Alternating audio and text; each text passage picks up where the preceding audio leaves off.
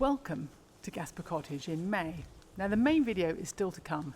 This one I just want to look at this curved border and really get into the planting and the design of it.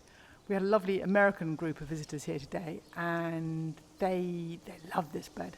They really love also the little hidden path, which there'll be more of later. So what's going on here?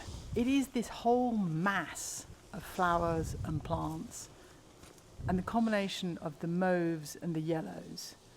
But what makes this zing at this time of year? We've got the euphorbia in the front here,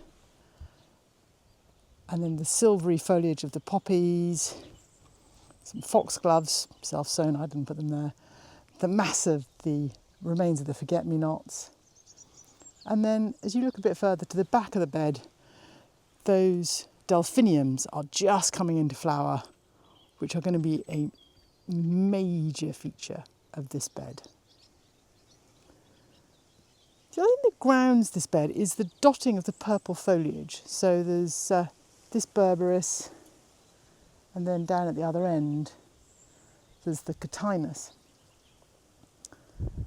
And they can be a kind of just a dark point, but as an offset to the other things next to them, they're really hard to beat. So, you know, if you look at these little calendulas, they're lovely on their own, but see them against the purple foliage and they really, really pop into their own magic. So at this end, there are these little tiny steps you can barely see that run up towards the bench in the corner, which is now completely hidden.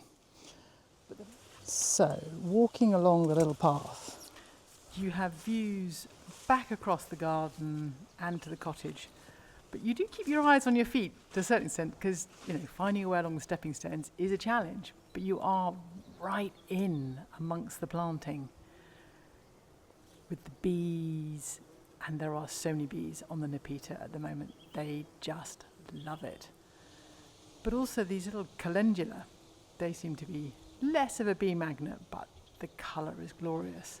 And the colour of the calendula and the euphorbia and the chives and the Nepeta somehow makes this really happy combination. I suppose, they are classic complementary colours, kind of the yellow and the blue. And that's sort of going down to the seed heads, but I love the seed heads on those. That's a campanula, self-sown, obviously. We like a self-sowing plant around here. And as you walk, there is this repetition, but it's randomised because so many elements have put themselves there, have spread, have colonised. And there is this feeling of it's all just happened by accident. You and I know it's no accident. It's hard work, and it takes a lot of planning and thinking and editing to keep it looking this fresh. But it is fantastic. And it is allowing those chives to just spread and spread within limits. And it's that view back along the path from the pergola area where we sit and have lunch. Heavenly. And I shall leave you with the bees doing what bees do, buzzing away.